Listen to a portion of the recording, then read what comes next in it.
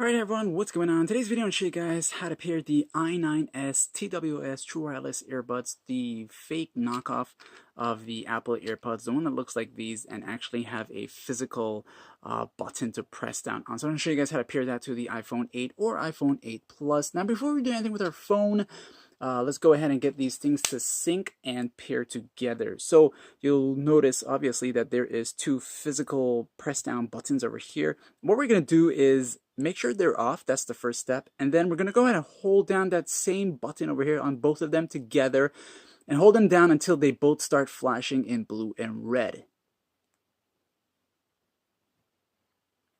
All right, so wait for them to enter pairing mode like this. And then they'll both sync. Notice how they just flashed blue twice, so it'll happen really fast. So you'll get them to pairing mode, then they'll both sync to each other. And to know if they're synced to each other, you'll see that they both flash blue twice and really fast. And then right after that, one of them will enter into pairing mode, which is the right side. So once you get to that part, it means you are on the right path, okay? So with that said and done, let's go to settings on our iPhone 8, and then we'll go to where it says Bluetooth. And then we'll power on the Bluetooth settings.